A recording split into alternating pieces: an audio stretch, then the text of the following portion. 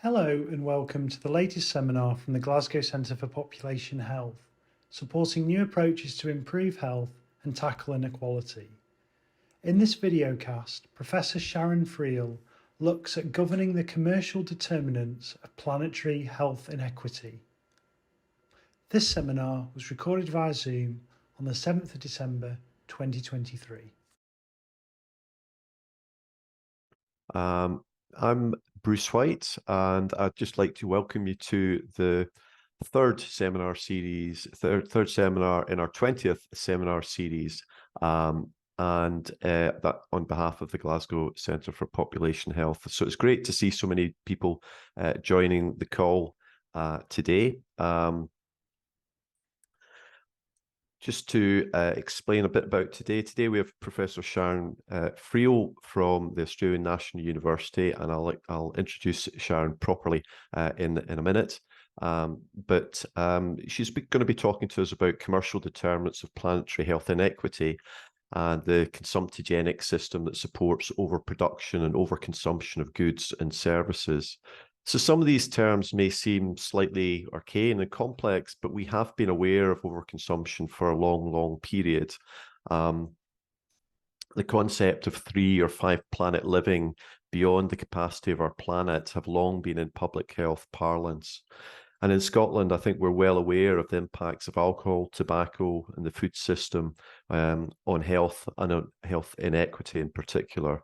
And we're becoming more aware of other players, the gambling industry, the pharmaceutical industry, and the car industry. So I think this is a really important topic for us to focus on this morning from a planetary health point of view, but also from a health equity point of view. So before I introduce Sharon, I've got just a few things about the outline of how we're going to run the seminar. So Professor Friel will speak for about 40 minutes, followed by a brief response from a couple of panel members who I'll introduce later on. And then this will be followed by questions from yourselves in the audience. Please use the Q&A function in Zoom for any questions to Professor Friel and the panel. And please do keep these to questions rather than general comments. It may not be possible to get through all the questions, but we'll do our best to answer as many as we can. We're recording the seminar, and the presentation slides will also be available on the GCPH website in a couple of weeks' time. All attendees will be sent a link to this when it's available. If you're wanting to tweet during or after the webinar, please use the hashtag #GCPHSEM20. That's it, #GCPH, all in uppercase, S in uppercase, EM in lowercase, and then 20. So that's really the main kind of organization of the seminar, and I've just briefly introduced Sharon. So she's an Australian Research Council Laureate Fellow and a Professor of Health Equity in the School of Regulation and Global Governance. She's also Director of the Planetary Health Equity Hothouse and Australian Research Centre for Health Equity at the Australian National University. Her work examines the political economy of health inequities with a focus on governance of the planetary, social and commercial determinants of health inequities. In her book in 2019, Climate Change and the People's Health, she focused on addressing the global consumptogenic system. So thank you very much for agreeing to speak, Sharon, and over to you. Thank you.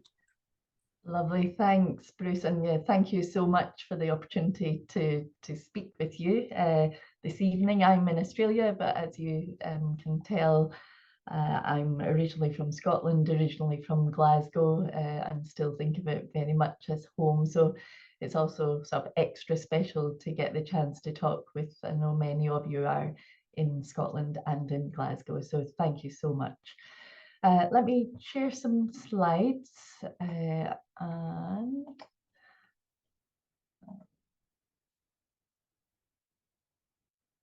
just put them onto, yep.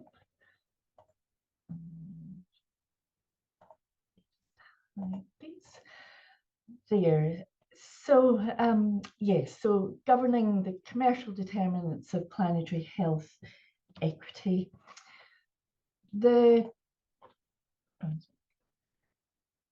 First of all, what do I mean by planetary health equity or planetary health inequity? So the way we think about this in the hothouse is this intersection between climate change, inequality, and health. And if we are to, as many folk on this call will appreciate, addressing health inequities requires addressing the underlying social factors. And climate change intersects with those underlying social factors in ways that then go on to exacerbate health inequities. And so if planetary health equity is about the equitable enjoyment of good health in a stable Earth system, that's how we're defining it, then really doing something about the common drivers of climate change, of social inequities, will make a big impact on human health and health equity. And already climate change has locked in intergenerational inequities. Climate change has already exacerbated global economic inequities through pressures on productivity, on livelihoods. We see countries, particularly in low and middle income countries, already losing some of their economic growth as a consequence of climate change pressures. And then, of course, climate change has exacerbated existing health inequities. This is a picture from a part of Australia where flooding, incredible flooding, has taken place in 2022. And it was the most socially disadvantaged groups who were affected by that. Exactly the same thing happened in 2017. And I sort of say that because there was no lessons learned about addressing the underlying social inequities that existed, that previously existed, and that continued to exist within that community, in that society, in that time period. And so yet again, those populations were at increased risk from the pressures of, or the impacts of climate change, in this instance through floods. So when you put all of that together, climate change, intergenerational, economic inequities, social inequities that have all these historical and current drivers, what we will see and what we are seeing right now are exacerbations of the existing health inequities that exist within countries and between countries all around the world. And there are many things that can be done about this. I just want to close that. We can think about adaptation, and it's very important that we think about adaptation to existing climate change, and particularly the climate change and the emissions that are already in the atmosphere. There is a lot of discussion going on about the technical removal of emissions from the atmosphere. So we adapt to the existing emissions and we try and remove the greenhouse gas emissions that are already in the atmosphere. And that's really important. But I would say the sort of the similarity or the analogy in public health is that's already treating the symptoms, that's treating people when they are sick, or it's equivalent to the treating people when they are sick, all of which is vitally important, but it's not enough. And so we could think about the prevention of emissions going into the atmosphere. And that, again, similarities to how we think in public health of preventing people from getting sick in the first place. For many years, we've spoken about that as the social determinants of health and health inequities. And if we then connect it to climate change, it's about climate change mitigation. And I would argue that climate change mitigation is one of the biggest preventative health interventions that exists today.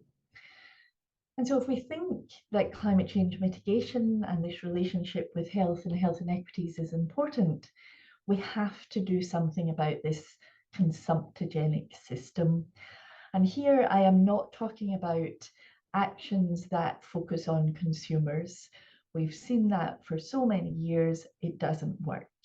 It's really about tackling the system that leads to hyper-consumerism. It's the system of institutions, of policies, of commercial activities, of social and institutional norms that fundamentally lock in, that incentivizes, that rewards the excessive production and consumption of fossil fuel goods and services that are, of course, they're fossil fuel goods and services, so they are inherently detrimental to the environment, but they're often very unhealthy, human pressures on health, and are very inequitably valued and distributed.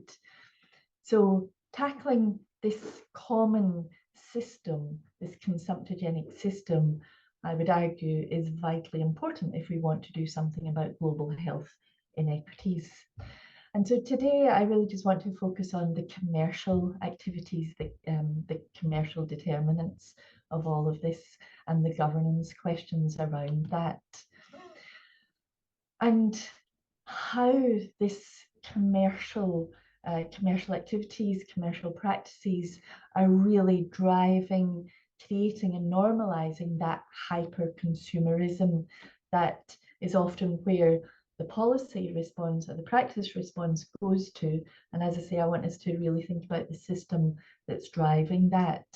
But it is this is a wonderful cartoon from Danny Dorling's book on the equality effect. We hear this messaging through marketing, but I want to speak about these other practices, the scientific, the political, supply chain, employment, financial and reputational practices from the commercial actors that are absolutely trying to keep business as usual. So let me just pick up on some aspects of these commercial entities and commercial practices. But before I do that, just a reminder that this is a problem in high-income countries and particularly in high-income groups in those high-income countries.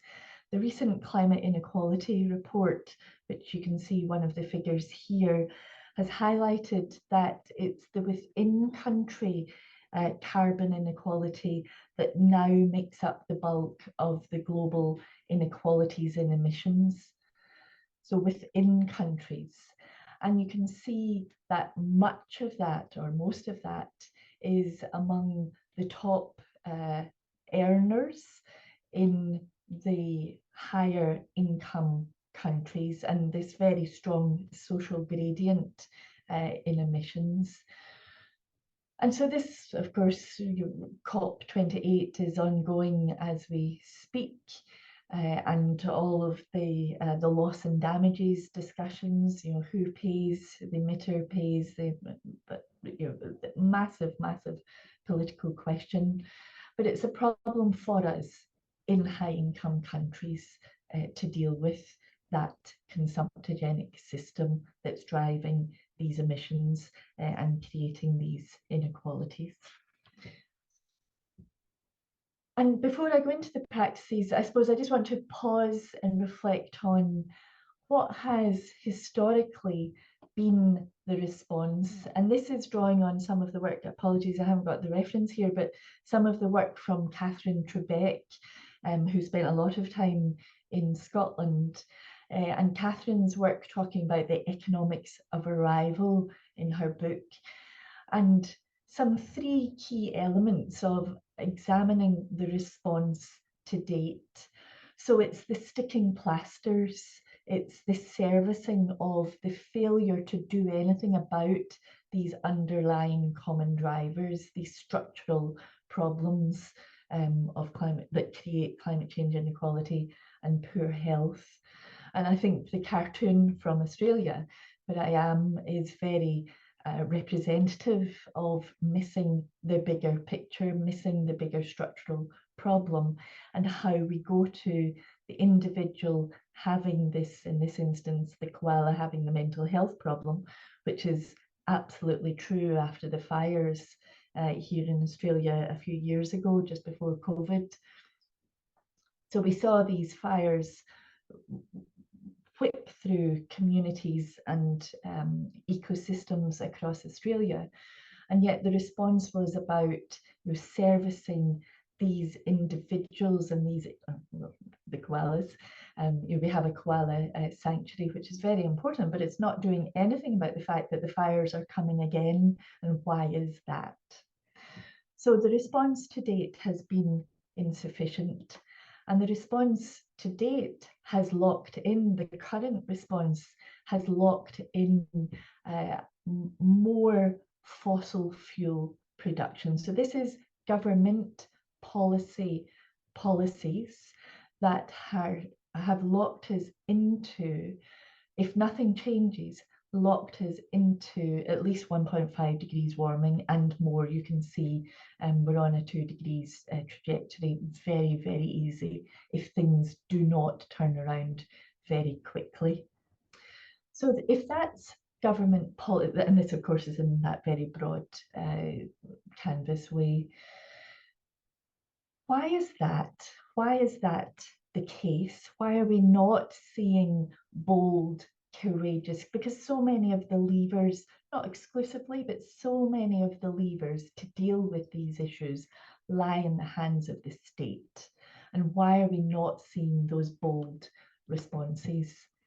And I think that's a question of power inequities throughout our governance, our policy systems.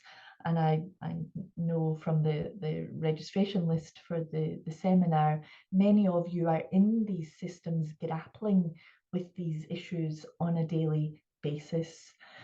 And so I think it's really important that we identify and we name where these power plays, these power inequities are existing. We did a piece, if you're interested in reading a little bit more about it, the reference is there. And I think quite a simple way of coming at this question of power and power inequities is through the 3 I's: ideas, interests, and institutions. And once you see them, I find it so hard not to see them everywhere. So ideas, ideologies, paradigms that are sort of promulgated through framing, through discourse, through narratives, they tell interests what to mean. Is it an economic interest? Is it a health interest? Is it an equity interest? So how we talk about things, the types of dominant ideas and paradigms really shape those interests. And then institutions, the institution of the state, of government, of the market, helps, tells, supports these ideas, these paradigms, how to survive. And this is all about expressions of power using different forms of power that I'm going to unpack. Because this is the governance of policy and action. So coming back to the market and these commercial practices, so the institution, the rules and the norms of the market. We absolutely, certainly in Australia, in Scotland, in countries across the UK, across Europe, we live in liberal markets, dominant liberal markets. And so how do the market actors maintain their status quo and advance their strong economic and structural power? So let me just pick up on a number of the ways, the number of the rules and the norms that are pervasive through this institution that is the market. So science, for example, the practice by commercial entities of discrediting climate change, discrediting climate science. It's been around for years and years and years. And this really, I'm just showing you here on the screen how Exxon, previously Esso, so for those of us who remember Esso, but it's now Exxon, have funded for years, have funded front groups, conservative think tanks that are all about undermining the science to do with that relationship between greenhouse gas emissions and climate change, and some discovery of papers in the way that we saw with the tobacco industry papers, the same with some of these fossil fuel company papers that's been revealed over the years. And at the same time, what came to light was that actually a number of these companies were also, the scientists in these companies, these fossil fuel companies, had identified technologies that could have created much cleaner engines for cars. So hence why I've titled it Who Killed the Electric Car? We've known for decades and decades, and those companies have known for decades and decades that it's possible to have much cleaner vehicles through electric vehicles. But that would, of course, been a real issue for them at the time for profits, because the profits, they saw the profits were going up at the time from fossil fuel types of vehicles. So you've got this strange juxtaposition, I think, of the use of science, of technology, research and development on one hand, other forms of discrediting of science by these big corporations. And the rules of the game let them do that. They're not being held to account, they're not being penalised. You know, the patent technology is completely legal. The use of those patents absolutely very sensible. So the institutional rules are enabling this sort of behaviour. Similarly, with the reputational management or the corporate social responsibility, this is from Shell UK. This is from their Instagram, an analysis of their social media, and this is particularly from their Instagram feeds. And on their Instagram feeds, you can see, so that think about the discourse, the framing, the way they speak about them being part of the solution, they're powering progress, UK ready for cleaner energy. Those things are always used on their Instagram feeds. But the reality of it is this is a complete distraction. Shell, tiny investment in renewables and energy solutions, one of the highest spending on fossil fuel development and exploration pledged or invested over the coming years. And again, for those of you, if you're involved in alcohol, if you're involved in tobacco, if you're involved with the car industry or in planning, urban development, these are such similar practices. So this is greenwashing. Again, not held to account. Again, the rules, the social norms. This is absolutely expected of these companies. Political, corporate political activity is so pervasive. It's either done through lobbying, and I'll show that some countries around the world have registers. Not every country around the world has registers and disclosure requirements. If there were those rules, that would be a great thing, but it's certainly not sufficient.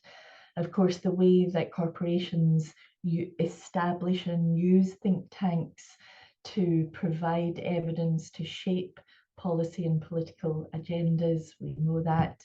And then that much more innocuous being part of the policy committees, sitting there in the policy development and implementation, particularly at the policy development stages, being supportive of and putting forward, of course, a particular sort of agenda, which really is about maintaining the status quo. And I show this picture. This is the Prime Minister of Australia. Recently in Australia, we had a referendum about giving a voice to Indigenous Australians into the machinations of government. We still, Indigenous peoples in Australia still do not have that. And so this was the Prime Minister going around the country trying to generate support for a yes vote. And look at his shirt. So his name is Anthony Albanese. So here's this lovely, friendly shirt that was given to him by Rio Tinto, one of the biggest fossil fuel companies in Australia and in the world. That wasn't a perchance thing that just happened. That was Rio Tinto very deliberately, that's very deliberate brand placement on a prime minister who's there campaigning about a very important social issue. So using these political activities is widespread and very much part of that institutional practice of the market. Supply chains. So I know in Scotland, oh gosh, I was about to say Scotland is part of Europe. I don't know how Scotland does trade anymore, but sort of trading rules, trading agreements between countries, between regional blocks is now much more in favour of large transnational corporations. It's so much easier now for companies to invest into countries enabled by legally binding trade agreements. So the trade and investment rules, which are of course our government policy, but that are very much set up to empower the market actors. This was some analysis that we did for Vietnam. Philippines is just there as a control country. All I really want you to look at is the uptick in the growth rate of sales of sugar sweetened beverages in Vietnam after Vietnam agreed to the rules to enter into the World Trade Organization, and that meant that they removed the restrictions for foreign investment into the country. And so of course companies like Coca-Cola and PepsiCo just see Vietnam as a massive marketplace for much greater investment and the growth of those products. We see that all over the world, of course. But things are changing in terms of the market and the economy. It's not really now, profits are not made now primarily through the movement of goods and services. It's very much in the 21st century, profits come from intellectual property and through financial instruments. And so banks and the financial arms of big companies are really important players in the global economy. And they use a whole load of, for anybody who has a pension fund, we're part of that system, this financialized system, which is all about the primacy of shareholders. And that might sound like a very glib thing to say, but what that does is it reshapes how companies operate. It reshapes the motivation of companies. It certainly has reshaped the motivation in markets.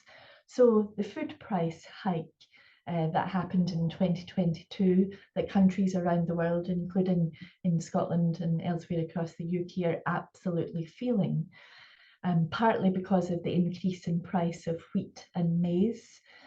That was driven not through scarcity, not through availability. That was partly and quite significantly driven by speculation on the global stock exchange by investors, by these big money managers who invest in, trade in, bet on these financial instruments. In this instance, it's called a wheat investment fund. Massive investments at the start of 2022, because what they were seeing was this volatility in price as a consequence of Russia's invasion into Ukraine. So that really is speculation. That's not anything to do with investment in agriculture or investment in companies and the way that companies operate. It's pure speculation for the profits of the shareholders. And I would say that's gambling, and that's gambling on the risk of hunger. And when you think of climate change adding pressures onto already food scarcity or food insecurity, not food scarcity, on food insecurity, that's not a good thing for health. There's other ways that the financialization is affecting these institutional rules and norms. I've called it buy, squeeze and repeat. And so this is about mergers and acquisitions. 3G Capital, massive global investment firm. It started in Brazil, but it's now a massive global firm. It took over Heinz, HG Heinz, and of course got rid of a whole load of workers, closed factories. It was all about, of course, streamlining and increasing profits. It did the same with Kraft Foods. It merged Kraft Foods with Heinz, now one of the biggest food companies in the world, but the impact on labour conditions, on unemployment was the same. And then they've done the same massive investments into AB InBev, big alcohol, Burger King and Tim Hortons, which then got merged together to create Mondelez International, a huge, big conglomerate that really shapes the global food system. And so these investments and takeovers of companies, you might say, well, what on earth has that got to do with health and health inequities?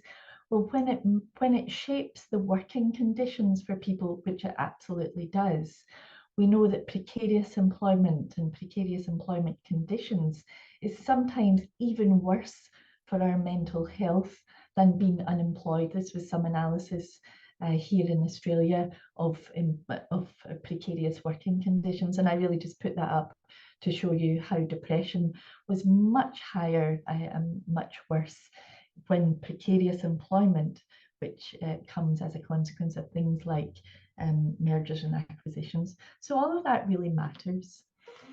And then finally, in the financialization of the economy, BlackRock, Vanguard and State Street, three big investors into major food companies. And so they get to vote in what these companies do, what products, the long-term investment in how these companies operate.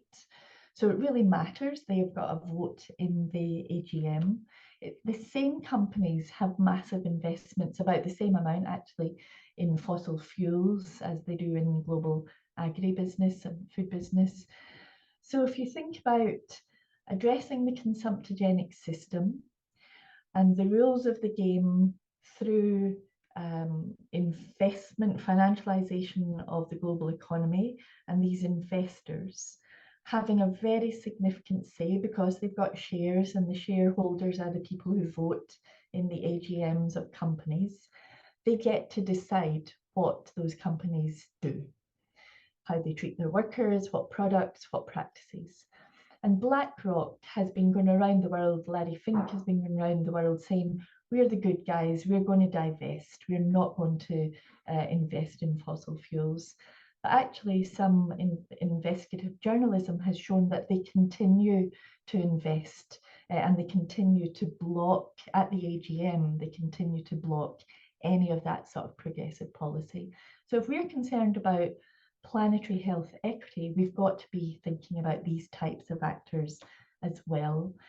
Because remember the ideas, interests and institutions, what I've described to you are some of the institutional rules and norms that absolutely reinforce, embed and advance particular interests, and it's not the health equity interests that are advanced.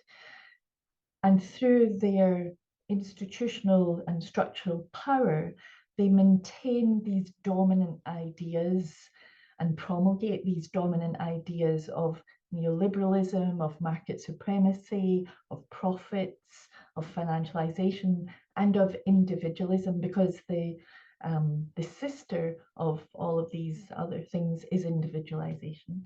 And so it's absolutely no surprise that in the policy or the dominant policy response that we see worldwide, when these market actors have such a stranglehold over the institutional rules and norms that we see this lifestyle drift in policy responses to, you'll eat more healthily, eat more environmentally sustainable foods. Here's a leaflet about how to do it. Don't forget to turn off the lights. Don't forget to drive an electric car. All individualized. So that. Yeah. So what can we do then to have an economy? And this really is building on the work of Kate Raworth and of Catherine Trebeck. How is it that how to position an economy that's in service of people and the planet, not the other way around? Yep. How, we have an economy, of course we have an economy, but how do we make it for purpose? And so that to me is a question about contemporary capitalism and what is the role of commerce in it. And we can have a discussion about should there be a role of commerce in it? Well, if you can tell me how we move forward in a way that completely decouples all of that'll be really interesting. But until we've got that, we have commerce as part of the actors. We have market actors in that governance triangle, and that triangle, that's a misrepresentation of suggesting that they're all equally powerful. We know that that's not the case. But how might we think about commerce in contemporary capitalism so that the economy and commerce serves people and the planet? Well, imagining and embedding a new paradigm, releasing and realizing state capacity. I call it taming the beast. What do those regenerative business and financial approaches look like? And then the strategic mobilization, the strategic acting by civil society groups. And this, I'm drawing here on the work from, you may have seen recently, there was a Lancet series on the commercial determinants of health. And what the third of the three papers was all about this question: what is the future of commercial actors in contemporary capitalism? We of course didn't call it that, but that is in essence. So let me just pick up what the state, the market, and civil society might do. And I'm not going to go through all of this, but some of the ideas. And really just the embedding, recognizing that there is right now a global policy landscape that is really supportive of acting on the commercial determinants of health, the commercial determinants of health equity, and the commercial determinants of planetary health equity. For example, in the World Health Organization, there's going to be a global report on the commercial determinants of health. WHO putting out a report on the commercial determinants of health is really phenomenal. I think they're going to take so much flack, there's going to be so much pushback, but it's so important that they are signaling that at the highest level of governance, the global authoritative organization, WHO for health, is saying we have to do something about the market. And then that, of course, is happening in different ways at national and subnational levels, and we'll hear from what's happening in Scotland. There's movement taking place. There's a whole reform taking place in international trade and investment treaties that offer, I think, some real promise. It'll be incremental change, but there's some change there. I won't go through the rest of this, but the macroeconomic policy innovations that we're seeing through things like the well-being economy, principles, budgets, frameworks offer some hope, I think.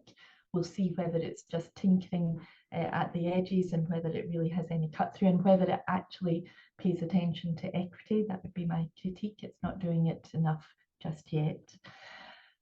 But what that would do, if you imagine if there is a push for a well-being economy, that starts to set a new political and policy norm in place. And that then has the possibility to start to recalibrate the drivers and the measures of success. It's no longer now about GDP.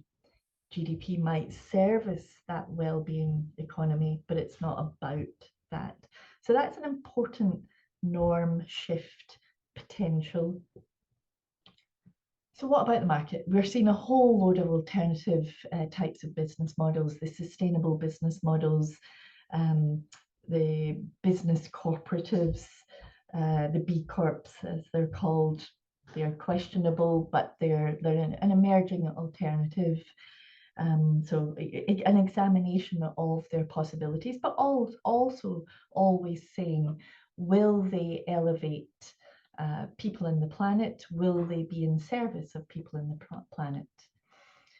Ethical investment. I see that we're spending quite a lot of time talking with investors, and I'm certainly seeing quite a lot of interest, but quite a lot of questioning of how do we work this out? We just don't know how to do this. And then fundamentally, I do think we need bold, courageous government to stand up and say, you might be behaving to the corporates, you might be behaving legally, but it's really, really harmful. And what are the regulatory structures that need to be fit for purpose, to be put in place that gets us to a place of healthy practices and products? And this is where I think civil society can be incredibly helpful. We've done an analysis of civil society groups in Australia, and here I'm actually meaning non-government organisations. I'm not talking about sort of social movements or grassroots movements, but non-government organisations, charity type organisations. What are the strategies and tactics that they are using, either directly against the ultra-processed foods and the alcohol industry in Australia, or through government to kind of force government to move, to do something to regulate the behaviours and practices of those two industries? And an analysis that we did, first of all, looking at the literature, really identified a whole load of potential strategies that are more or less effective depending on how you sequence them, whether you go inside or outside, whether you work with or whether you go out and use of name and shame or name and support. Whether you do, as I say, whether you do that directly with those commercial actors or with government. So the sequencing of these different strategies and tactics and the layering of them seems to be incredibly, incredibly important. And if you're interested, I'd highly recommend this paper that was led by my colleague, Belinda Townsend. And ultimately, there are strategies that work. And this, I'll finish with this really just to highlight the weapons of the structurally weak, as I've called it. The strategic use of evidence. So the weapons of the structurally weak are the civil society, the health actors. In government, health doesn't have the strongest voice always. So how do we operate when we've got these other dominant interests and institutional rules? Well, strategic use of evidence, framing that compellingly. So we saw the sugar sweetened beverage taxes that got up in Mexico. Part of what made that happen was big sugar is killing our children. That was a very compelling frame by civil society groups. The forum shopping is if you don't get uptake in one organisation or group, you move it to another organisation. So we've seen that where using the trade unions have advanced an agenda where it wasn't getting any movement in the Department of Health. And then when it became a workers' rights or a labour rights issue, then it got some. So you forum, you shop it around. internal and external policy processes, I think, are really important. And then that glib thing, but the so important thing of the coalition building and the building of the unusual with the unusual bedfellows. If it's all the bleeding public health hearts, then it doesn't get much cut through. But when you're there with the unions, or when it's about workers, or when it's about other unusual bedfellows, really, really important. And the only other point I want to make is the elite support and the elite division. We saw an analysis in the US of why the US government moved, the Biden government moved really strongly, was the utilities sector for fossil fuels. I'm talking about here. The utilities sector came out very strongly against the fossil fuel industries. And so there was a division in the energy sector, and the Biden administration was able to make use of that division. So they used the support from the utilities sector to try and drive through more progressive policy. So strategic use of those divisions. So I hope that's given you some things that are useful in your work. Fundamentally, addressing that system that's driving these harmful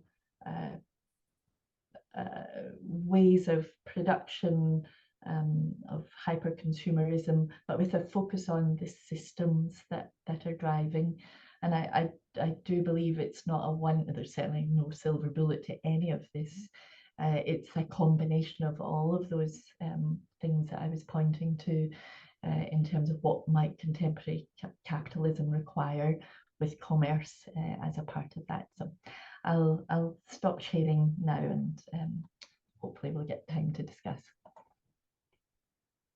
Thank you so much, Sharon. That was absolutely fantastic. I think I said in my introductory comments that this was a complex area, and it certainly is, but I think you've taken us through in the last 40 minutes a really cogent kind of dissection of the problem and the kind of issues that we face, and obviously given us a bit of hope about how we can start to address this system. So and I'm seeing we're getting lots of clapping emojis, so you're getting a good reaction there.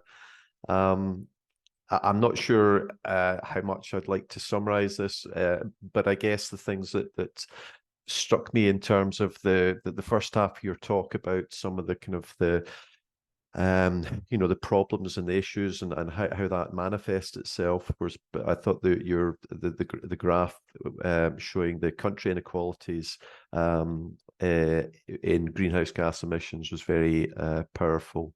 And I think the kind of the diagnosis that we're not really, or we haven't been addressing the structural determinants is something that a lot of people would recognize. And I guess a lot of it wasn't surprising, but the discrediting of science, the greenwashing, the political lobbying, the political activities is something that I think everyone recognizes.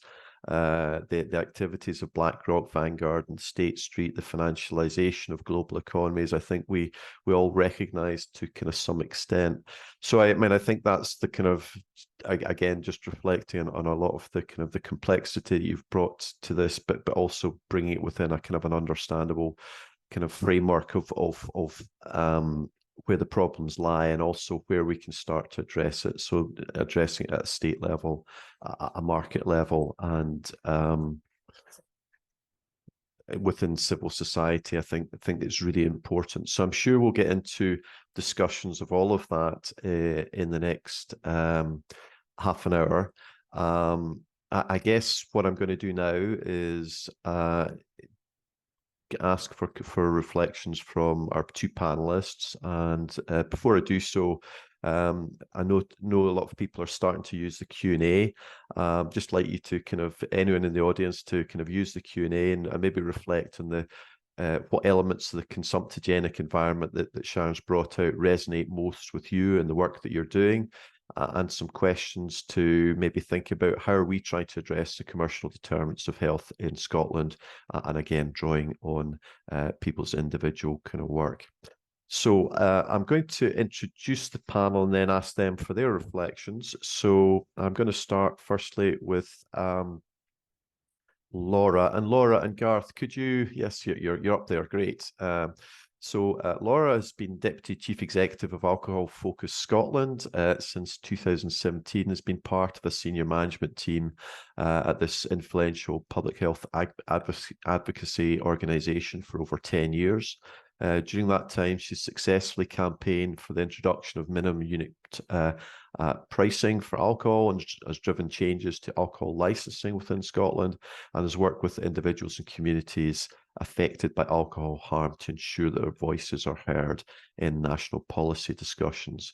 From 2021, Laura spent 18 months in the secondment to the Spectrum Research Consortium as a knowledge broker for Scotland. She was connecting academic research on commercial determinants of health with policy development across alcohol, tobacco, and unhealthy foods. I'll quickly introduce Garth as just now as well. So Garth's a consultant in Public Health Scotland and has worked in the public health area for about 20 years. He works in tobacco control, vaping and gambling. He's a co-investigator in the Spectrum Consortium, which we've heard about earlier. And I should probably explain that this is a multi-university, multi-agency research consortium focusing on the commercial determinants of health and health inequalities. Garth's also a member of the NIHR Public Prioritisation Committee, and he was, until recently, a member of the board of ASH Scotland. So thank you to you both for attending, and if I could pass over to Laura to you first for your reflections. Thanks, Bruce, and thanks so much, Sharon. That was a brilliant, kind of fascinating presentation, and I think from my perspective, the most sort of impactful bit of your presentation is just how much it resonates with our experience in Scotland in alcohol policy right now. There's a lot going on in alcohol harm reduction policy in Scotland just now, and it feels like we're at a kind of watershed moment, I think, for public health policy in Scotland. We've had a couple of events happen over the last year or so that have created this kind of political opportunity for a big power play that we're seeing playing out, where we've got alcohol industry deploying all of those tactics that you were outlining, funding think tanks to discredit the public health evidence, undertaking big reputational corporate social responsibility campaigns, huge amounts of lobbying going on. And we're just in a kind of climate, I think, where some of the public health gains that we've made in Scotland over the last 10 years or so are really at risk of being rolled back. And I think organisations like mine and Public Health Scotland and civil society organisations in this space in Scotland at the moment are really at the point of trying to work out how to get more power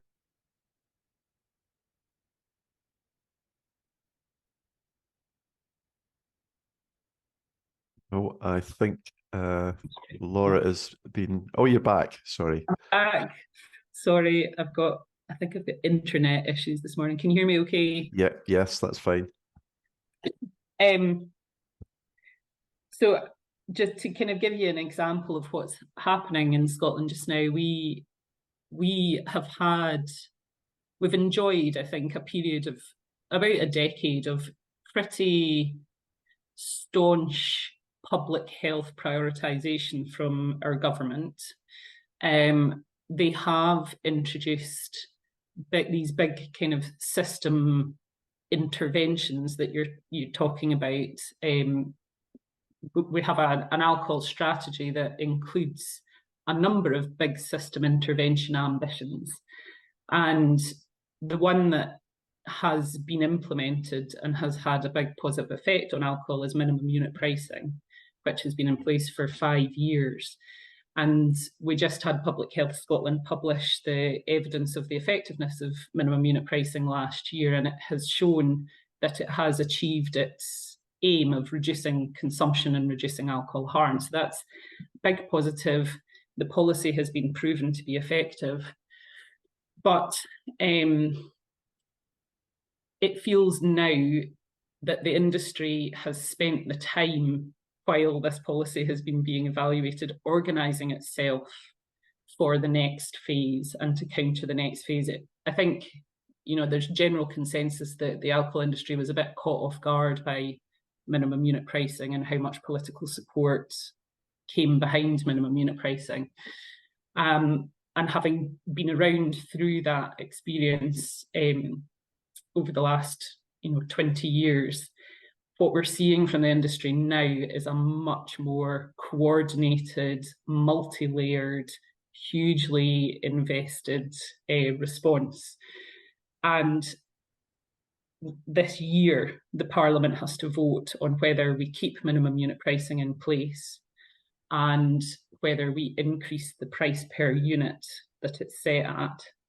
So we're seeing a huge amount of political lobbying, press activity, funding of think tanks to produce evidence to counter the public health evidence, criticism of Public Health Scotland's really robust evaluation of minimum unit pricing, and so on and so on. And then we also saw the government consult on introducing alcohol marketing restrictions.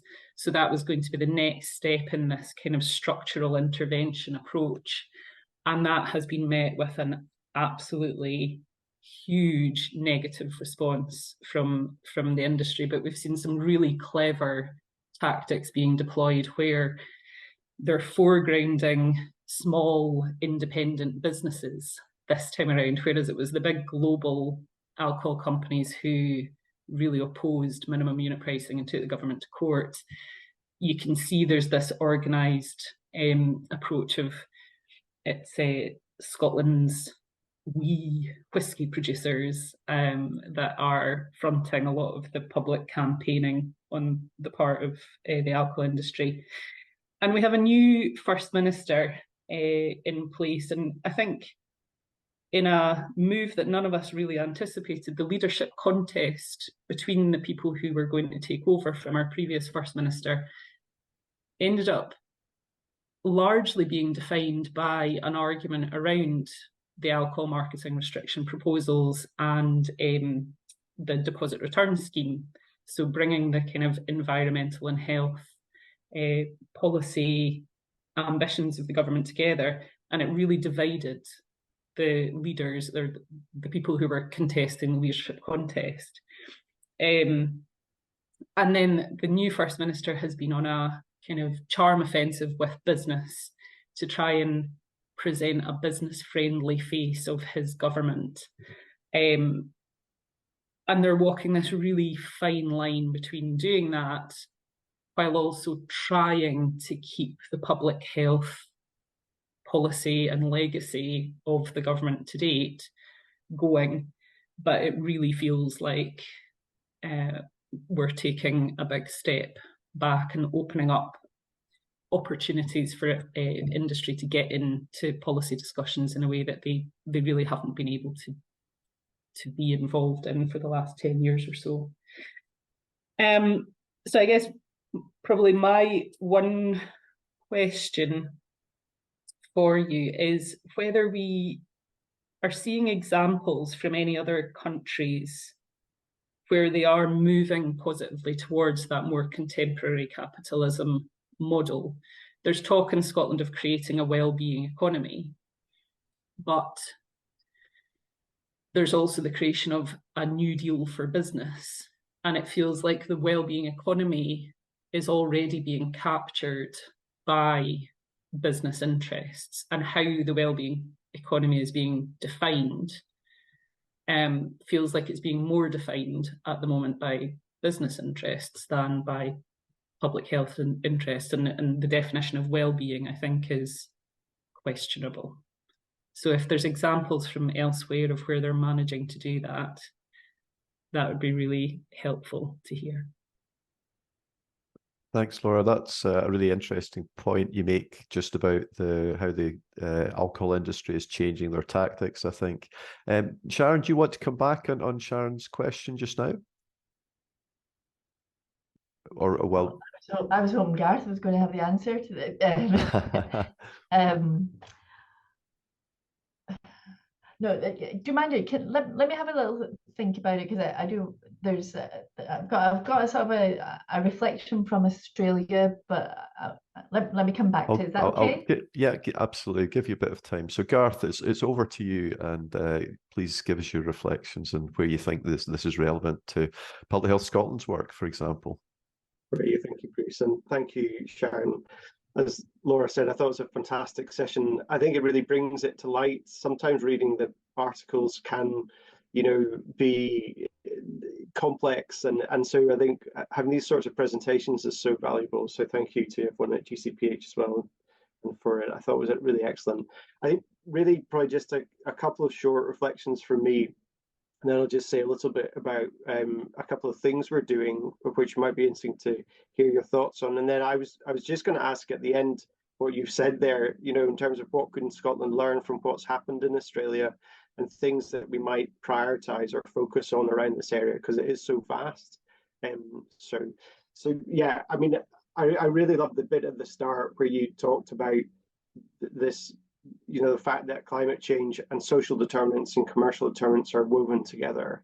And I think quite often I find that to be quite rare. People talk about them as separate things, whereas I absolutely agree that they are really, interwoven, probably with the social determinants as the sort of foundation, then the commercial determinants then are embedded on top of it. But I think you can see that in our communities. So, your talks maybe made me think about, so if you think about gambling, your example there, so betting shops. So betting shops are located really enormously in our most deprived communities.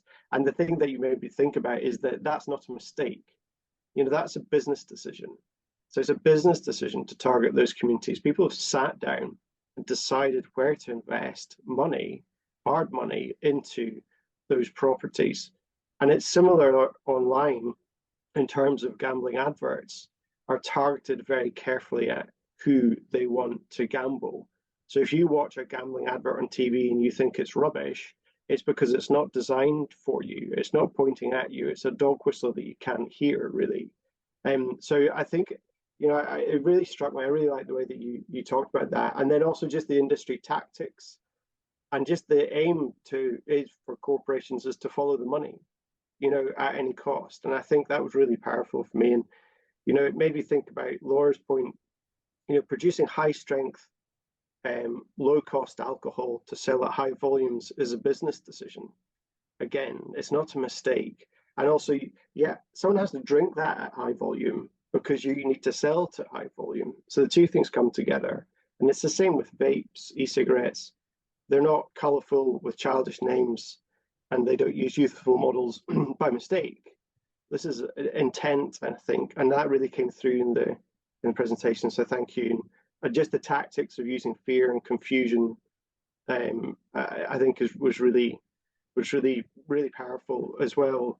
One of the things I've observed is this, as you've said, twisting the scientific approach almost against sort of what we want to in public health. So saying, well, nothing can be done until everything is known. And actually, that's really deeply unhelpful and not true, because often we have to take action to protect people. And I think that came out from the talk too as well. So yeah, I just really excellent. And I think there's a lot for me to think about. And the links in the chat were great. I've clicked on all of them to read, I think later, check that I have read them. So in terms of what we're doing, it's a slightly different element to Laura's. Before I ask, just thinking about what else we can do in Scotland. So I guess it's the importance of the regulatory frameworks element that you had in your slide, which really is one of the bits we're focusing on. For me, corporate interests are like vampires. They only come out at night. They can't stand the light of transparency. They grow in the dark. So we want a framework to shine a light on interests. So we want a framework. You're doing two things, really. One is to develop a framework for managing conflicts of interest with colleagues from the Spectrum Consortium, academics, and then we want to engage with the wider sort of partners as well when we get to that point. But it's to really try and have transparency at the foundation of it, so that government policy is really transparently produced and protected from industry influence and NHS work as well. So that's one of the framework, managing the framework of conflicts of interest. And then another bit is Article 5.3 of the Framework Convention for Tobacco Control, which is the sort of foundation stone of industry, protecting from the tobacco industry. So we're looking to implement that just sort of internally in PHS, as we've got a legal obligation to do that. But I think that for me, I always find Article 5.3 to be the foundation a lot of what we do. But the thing, like your talk, we haven't considered, things like the financial institutions. I don't think we've got a work stream around that. I don't know what we would do around that, but it was really clear that that's an enormous driver. So I suppose then, just coming back to the question I was thinking about, is there some of the things we're doing? Is there anything that you think is missing there? Is there anything which you've done or know of other countries that have done that we might consider? Because I think we'd be really open to that, because I think it's an enormously important area. Thanks very, very much, Garth. And again, a lot of resonance from what you're doing with what Sharon's been talking about in this talk. And I think we've kind of had the same kind of question that from Garth that Laura raised about, are there countries that we can kind of learn from who are kind of making progress? And I guess if I could frame that as well as, what kind of country, a small country with a devolved government within a larger United Kingdom structure like Scotland do amongst these big beasts that are possibly more powerful than individual governments. They probably are. So so I was just wondering if you've gathered your thoughts. Well, yeah. Well, thank you both. Like really, really interesting, really helpful reflections. I'm really, really sad to hear about what's happening with the, just your remarks, Laura, for the alcohol industry. I suppose I would sort of preface anything that I'm about to say with the thing of that I certainly don't see any country doing everything, nor doing everything well. But I think for me, the hope is that this kind of the understanding of there's this spectrum, or there's all of those practices that we've sort of spoken about. And so we see that framework of those practices, and then recognizing that some places around the world are intervening, some governments are intervening more or less effectively, but they're intervening not on all of them, but on some of them. And so there are examples of really, really strong limits on advertising. I don't know about alcohol, but on some other harmful commodities.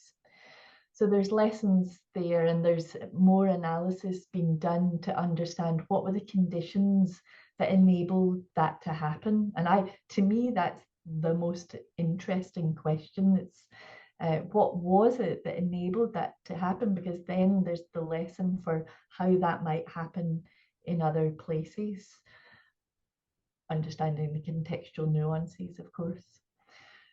So there are examples of different approaches to whether it's about shining a light on the discrediting of science by some of the industries. There's examples of successful litigation of companies, particularly fossil fuel companies, for harms caused to children because of climate change. There's successful examples of that around the world, in the Netherlands, for example. There's success examples in the finance space. So there's no success at all of taking on those big three that I described. But there are things happening with the divestment campaigns. The success needs to be much bigger, but there's some success. Share Action in the UK works very closely with ethical investors, and they are just in the process of developing how do you build health into a decision-making frame, because that's what the investors are asking for. When the discussion we're having with them is, well, how do we know how to invest? How do we know what's good for health? Like, do we do this or not? So Share Action in the UK are working through what a decision-making framework would be. That's I think going to be a really useful tool, because certainly when you see the generational shift happening in the investors, and it is happening once all the more conservative elites in the investment world disappear, these more ethical investors will have a much greater voice. So I think that's really important. And so, as I say, with Share Action, there's something happening there. Some of the reforms, and so in Australia, just to mention, some of the reforms that are happening around disclosure of corporate lobbying funding is really good. It's by no means perfect, but there's a real push for that to become mandatory in a way, and with a level of detail that we used to have that got clawed back, and then there's now a real push for that, and it's likely that that will happen. And then, of course, that disclosure of corporate donations, political donations, and lobbying, and the opening of ministers' diaries. I don't know if you have that in Scotland, where you see who has been coming in to meet with the minister and the staffers and what the meeting was about. There's been some lovely analysis done here to do with food policy development in Australia. And I mean, it's horrific, but that was a really useful accountability tool that was being used. So I do see hope by drawing on examples. There's no one place doing all of that, but the devolved powers thing, I certainly don't know about that. All I know is I live in a federated society in Australia, and it's a nightmare. But some of the states in Australia, the states and territories, so some of the levers sit at the Commonwealth level and some sit at the state and territory level. And there's been amazing restrictions on advertising around alcohol and ultra-processed foods done at the state and territory level, which has been just outstanding. But at the Commonwealth level, they just won't touch it. And then my final remark around the well-being economy and how to keep the well-being economy moving in the sort of the intended direction that it was sort of set up for.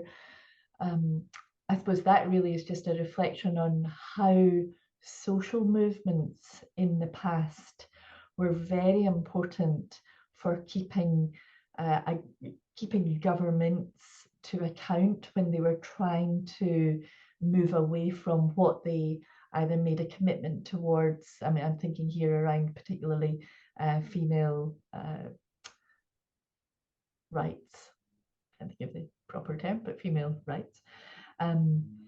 Particularly in the US at the time, when the US government was trying to roll back on that policy norm around female emancipation and so forth. And it was the social movements that were very coordinated. Now, you might say that was a different sort of point in history, but I suppose it's finding the similarity of the narrative that worked then that might work now, because I think you're absolutely right. I see that myself with the well-being economy discourse. It's been captured by businesses, as is equity. The whole equity language has been captured by business. And there, so civil society just has to be so loud, just really so loud. And the alternative, public journalism, that has emerged in Australia really quite powerfully. We need more of it, but because our press, like in the UK, our press is the Murdoch press. It's just captured by the Murdoch press, so it just promulgates a particular message.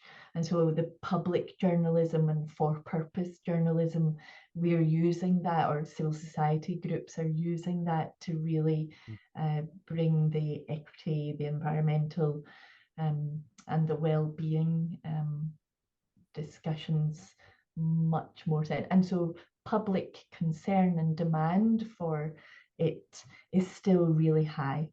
And that to me is a really good sign if you've got public demand still for these sorts of issues. So sorry, that was a bit of a long-winded way of not having a concrete answer to it, but it's the kind of using the pieces from around the world. Yeah, no, that's really, really helpful, Sharon. And I guess none of us expected every country to have all the answers, but there's there's lots of different approaches there.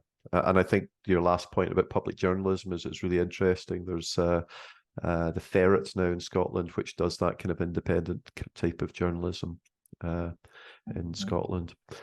So we have about 5 or so minutes left, and I've got lots of questions in the chat. So I'm going to just take you through a few of them and just get if you can kind of respond. So I'll take you through a couple first.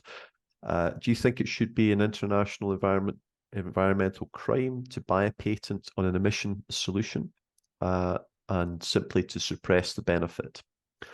And a second question here, which is it's really about asking about the importance placed on decreasing the availability of physical resources, petrol, copper, etc., in terms of your work, and as well as the consideration of all government plans about using green energy and biofuels versus the overall physical resources that we've got. So I think that second one was more about what's the balance of importance there between decreasing the availability of these resources as well as having, the green energy policies. So, and I'll maybe just stop there and let you kind of respond to those two.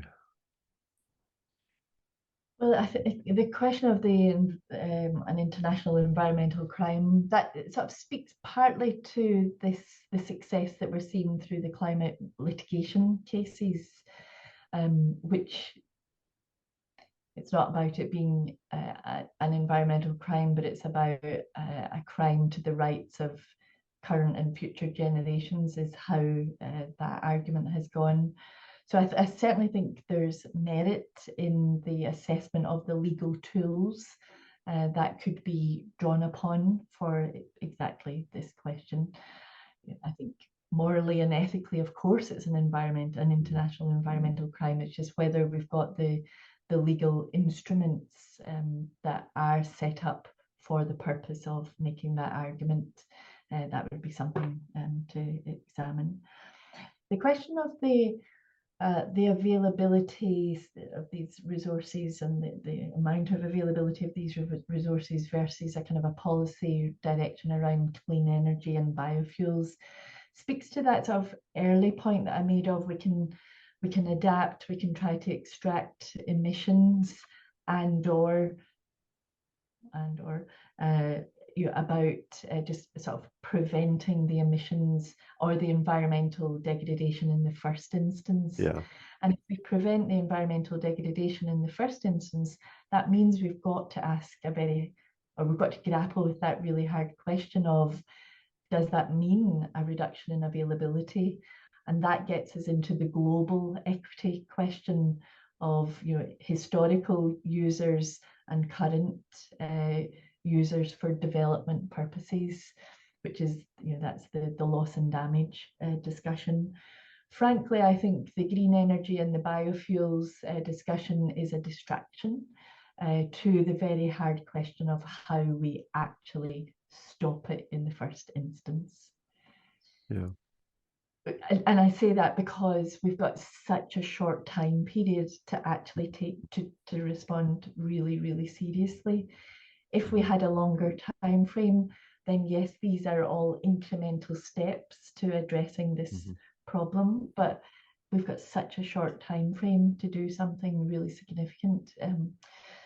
So that would be my response to that. But of course, that's not politically acceptable. Okay, no, thank you. Well, I've got a few other questions, and Laura and Garth, please come in as well if you'd like to respond. So I've got one here. Do you feel that there is a role for educators to raise awareness of the hugely damaging impacts of the current dominant ideologies? And can they also offer more changes to learn about alternative ideologies such as degrowth and the commons?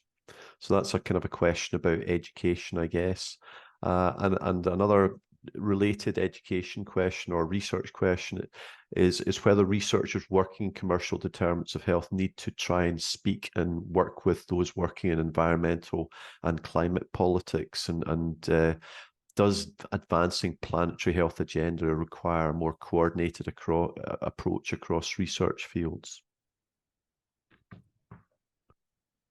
So that's really for anyone if you want to come in, but over to you, Sharon, if you want. I'm happy to do the research fields ones, but just so that I'm not doing all the talking, Laura or Gareth, do you want to come? But I'll come in on the research fields question. On the education one, I think I was really interested, Sharon, in what you were saying about the identifying the alternative public journalism, because I think that is something we're really up against, particularly in relation to marketing restrictions, because there's so much advertising of these unhealthy commodities takes place in our dominant media sources. And really interestingly, we just saw the consultation on the marketing restrictions. We saw the responses published, and there was a huge amount of responses to the marketing consultation from press groups, media, businesses, and I've never really seen that before in response to a public health consultation. So I guess I'm thinking about education in its widest sense, just kind of communicating with the public. I definitely think there is something to be said for raising the kind of critical awareness of some of the structures and tactics that you've been describing, Sharon. I think the kind of dominant narrative when it comes to public health in communications and in the media and in the information that the public have access to is still on that very individualistic level. It's teaching people how to control their consumption of unhealthy products. And it is really difficult to find journalists at the moment who are willing to sort of take on that bigger structural discussion. And I think we do need a lot more of that. There have been some really nice examples of education with young people. So the Tobacco Truths project, which was much more about educating young people on the tactics of the tobacco industry rather than teaching them about the health harms of smoking. We've done a couple of pilots replicating that in Alcohol Truths, and young people in particular get really fired up when they feel like they're being manipulated and targeted by these big, powerful companies. So I think education, if it was more along those lines about empowering that kind of social movement, would be really helpful. And I really think there is a lack of common understanding about these big, powerful networks that are behind a lot of the hyper-consumerism. I think the public would be really engaged in that if we could get that out there more. Yeah, I agree. Just to chip in, I think what we know from other areas is that we need a combination of approaches as well. So as Laura said, education, but it needs to be framed correctly. But I think also, it's tackling these other drivers, price, availability, some of these fundamental commercial drivers that the industry very intentionally use, going back to the high strength, low cost alcohol, not being a mistake, being an actual plan. So I think we need to tackle, a number of these issues together. And I think education is part of that picture. But it's not going to be sufficient on its own.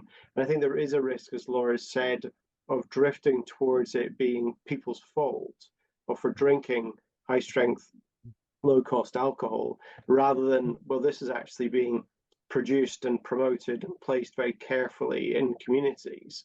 And then, what else is going to happen other than it be consumed?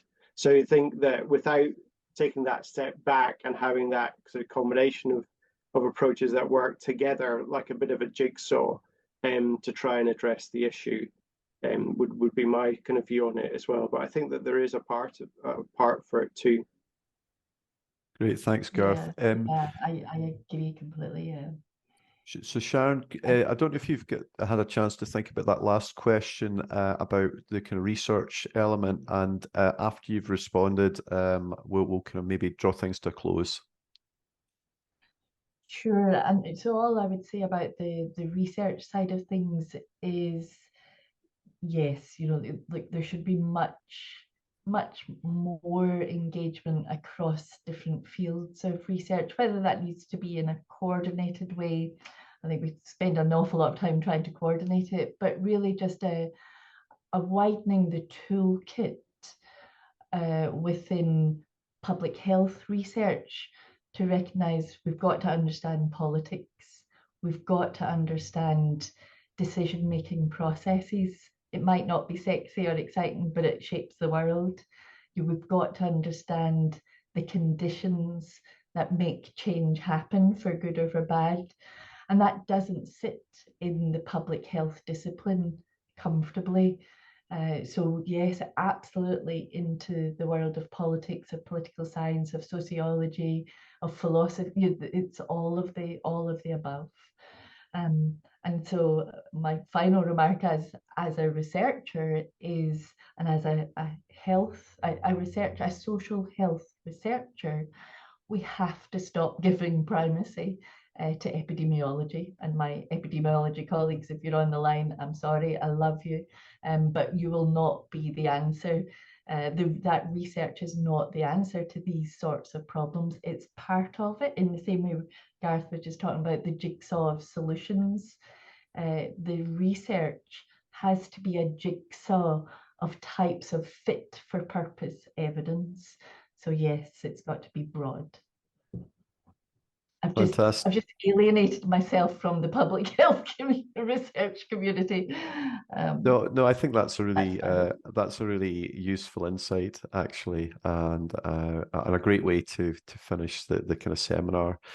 I was going to reflect on your talk, but I'm running out of time, and we're at 11 o'clock. So I really just wanted to welcome people in the audience's feedback and thoughts on this seminar. So we'd be very grateful if you'd complete a quick evaluation. I think there's a link going on to the chat, and that evaluation form will also be emailed to people. So thanks to everyone who attended and for your questions, and thanks in particular to our panel members, Laura and Garth. Thanks, that's been great. And obviously to yourself, Sharon, for such a fantastic and detailed and interesting talk. And so what else do I need to say? So it's just to remind people that there'll be a recording of today's webinar will be available in the next few weeks, and the link will be emailed to everyone, and we'd encourage people to share that with your networks and your colleagues. Our next seminar in the series is still being arranged, so nothing to report there, but just keep an eye out for the GCPH email invites if you're on our network, and there'll be more details about that to come. So that's it. Thanks again to you all for attending, and thanks for being here. Enjoy the rest of your day. Thank you. Lovely to talk with you. Thank you, Sharon.